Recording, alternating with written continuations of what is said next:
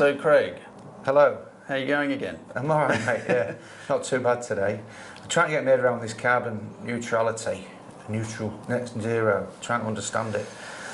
It's a bit of a funny one, isn't it? It is. It's easy to say and it rolls off the tongue, but actually putting that into action and defining what it means. There is a textbook version of that, and that is, with your consumption of energy and offsetting that with an equivalent either in sequestering or purchase of renewables. All right. Or balancing that out to a net position. So if you consume 100 megawatts, somehow you've got to save 100 megawatts. But this is about operational cost, is it? Correct. And that's where it is at the minute. That's where it is at the minute. However, where's it going to be? Yeah.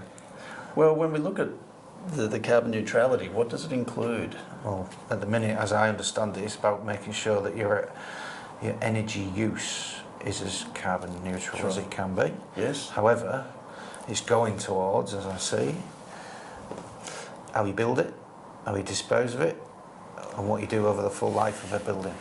So is the construction of the building a carbon heavy exercise? It generally is, isn't it? I think it would make Glass. concrete, Unless you make windows out of bamboo. transport, fuel. Yeah, all them things. So those things have to be considered. If you truly want to be carbon zero and put a stamp on it, you'd have to say that's a big consideration. And that's why I'm confused. Are we going to end up in a place where we've got the weight of carbon per square metre of a building based on how many stories it is or the type of building that it is, and therefore as we do a development scheme, it's setting out, this is what it's going to, or this is what we need to do, neutralise, if you like. I think that's really a really great question. I don't think it's a question that's been asked too much, or perhaps not thought about. I don't know. We'd like to be the guys talking about it and presenting a solution to that. Yeah. It's difficult because I don't think there's a lot in the market to be able to, or in research, I don't know. Maybe people can help us get to that off the end of this, but it's the thing that it seems to be popping up for the corporate businesses that we work in, a target in 2030. 2050 with government.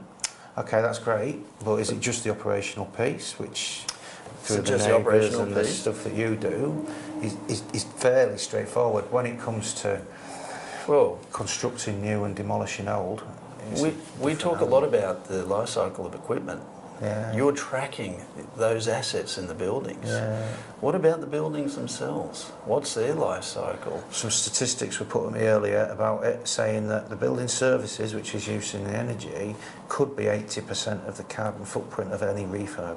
Isn't that incredible? That's mad. And it potentially 45% of the cost of any building is the services. So what do? We've got buildings that are ageing. We've got a lot of solar panels. Where do they end up? Yeah. Is that a landfill? You'd hope that they're recycled. There's precious metals in those, isn't there? They've got to be. You've got to get them out. It's got to be viable to do so. so. Well, any of the PCBs or any not PCBs, but the chips in any of the systems are all. What about Elon Musk? Should we give him a call? What's he going to do with his cars? He's taking them back, isn't he? He's going to recycle those batteries. Right. Uncle Elon? Uncle Elon, I wish. Shooting them into space. Is that right? What was that? He's sending them into space. Yeah. Are they going into space? I don't know. It's probably using the SpaceX project. It could be. He sent one up. Yeah. Did it work? Yeah. Yeah. I thought it didn't land though. Pilot.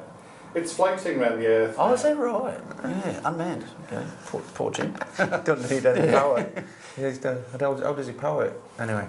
So we've got some considerations there. You can seem to be doing the right thing, but how do you manage those products at the end of their life? And that includes, as I say, all the building and the fabric and the material, and also things like solar and electric vehicles. I think these are the conversations in the future. And I don't know if we've got the answer at the minute, but it's something we've got to start thinking about and talking to others, I think, because it's just a massive jigsaw puzzle. It is at the moment, isn't it? Yeah. And we're heading in the right direction, and the intentions are well and well-meaned, but they're not, haven't been thought through potentially. The path's not fully there yet. Yeah. Interesting. It will open up through the forest of renewable woodland. I like that. We'll take it. We'll go with that. Thanks. Thanks, mate. Thanks a lot.